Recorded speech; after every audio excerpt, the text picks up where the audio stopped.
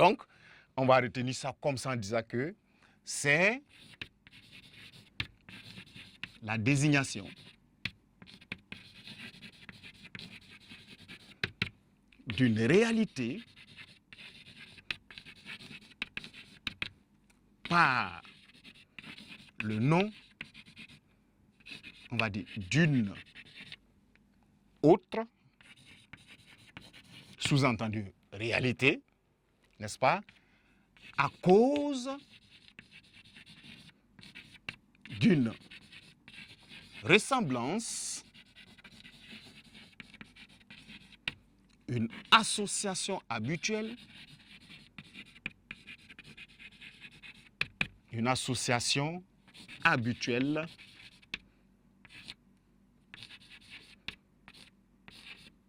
entre elles.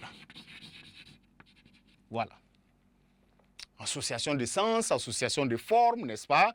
Vous avez toujours, d'accord, un rapport d'association habituel. D'accord. Lorsque vous parlez d'une femme, il vous est difficile d'être en train de penser à autre chose qu'un être humain. Lorsque vous parlez d'un enfant, il vous est difficile d'être en train de penser à autre chose qu'un être humain. Il y a un rapport d'association habituel entre homme, être humain, dans le sens de être humain, et femme, enfant, vieillard, etc., n'est-ce pas?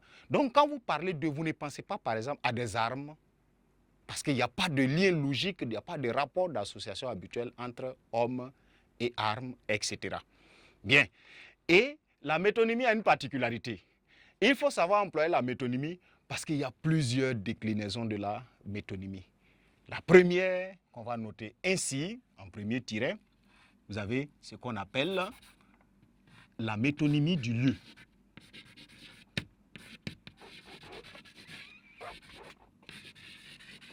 Vous l'aurez compris, lorsqu'on parlera de métonymie du lieu, ça veut dire qu'on va nommer une réalité vis-à-vis du rapport habituel, de l'association de sens habituel, de logique habituelle qu'il y a entre cette réalité et le lieu d'où elle vient. Voilà pourquoi on va parler en ce moment de métonymie du lieu. Et dans la métonymie du lieu, prenons un exemple tel que, alors,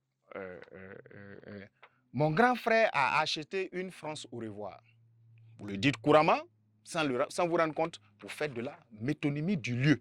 Donc, vous aurez compris, la métonymie du lieu va renvoyer à une sorte d'expression de la pensée, n'est-ce pas, en tenant compte du lieu d'origine de ce dont on parle. Dans un exemple tel que mon grand frère a acheté une France au revoir. Vous voyez? Donc, vous allez, je vais mettre par exemple, comme ça, exemple. Vous voyez? Alors, mon grand frère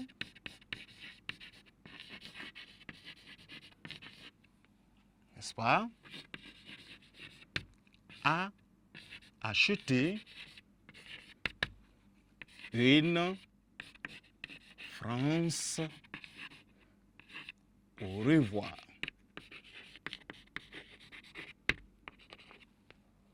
Dans mon grand frère acheter une France au revoir, regardez le lien qui existe. Alors, de quoi il parle? Il est difficile matériellement de le déterminer, mais France au revoir, tu t'en vas te rendre compte qu'il s'agit d'une voiture.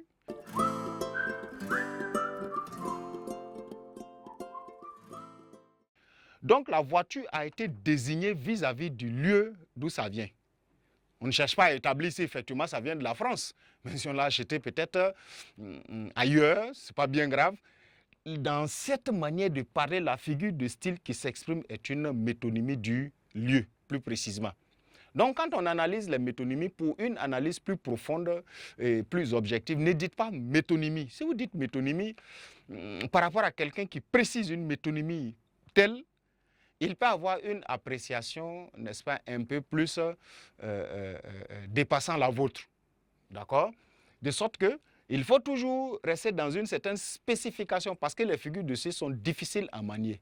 Parce que même si vous voulez, vous allez vous rendre compte, vous allez vouloir forcer l'esprit à accepter qu'il y a une comparaison de la voiture à une voiture France au revoir parce qu'on cherche une métaphore obligatoirement, etc. Mais c'est logique. Remarquez pour toujours que toutes les figures de style naissent par métaphore. Voilà pourquoi même certains auteurs appellent la métaphore comme étant, n'est-ce pas, la grammaire de toutes les figures de style.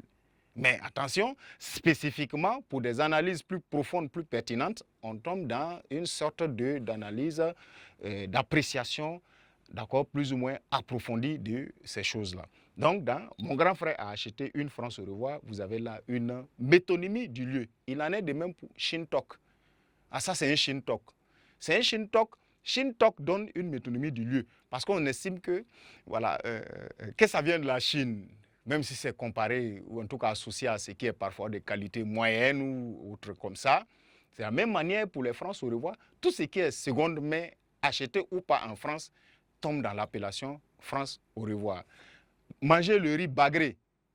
Chez nous, on mange du bagré. Suppose qu'on mange le riz de provenance, d'origine de bagré. Le riz de Uncle Sam. Quand on dit Uncle Sam, vous avez entendu déjà cette expression, on fait référence immédiatement à un certain endroit. Mais c'est parce que Uncle Sam et États-Unis, il y a généralement un lien entre les deux. On dit brisure américain, riz américain. D'accord? Donc, en résumé, vous retiendrez que la métonymie, c'est une désignation d'une réalité par le nom d'une autre réalité à cause d'une ressemblance, n'est-ce pas, ou une association habituelle, n'est-ce pas, entre ces deux réalités-là, entre ces deux choses-là. Et voiture qui n'est pas sortie d'usine est d'habitude assignée à la France qui, lorsqu'elle est fatiguée d'utiliser un véhicule, peut-être ou un appareil usagé, amenée vers l'Afrique. Et quand on l'achète, on dit que au revoir la France, c'est parti de la France. Quand il y a eu une France au revoir, tu as fait une métonymie du lieu. Tu as acheté une Shintok, c'est une métonymie du lieu. Tu as acheté, je ne sais pas, n'est-ce pas, un vin qui porte le nom d'une ville où le vin est fabriqué. Il y a en ce moment la métonymie, n'est-ce pas, du lieu. En plus de laquelle, nous progressons parce qu'il y a plusieurs types de métonymie. On va maintenant vers, n'est-ce pas, la métonymie du contenu pour le contenant. Voilà.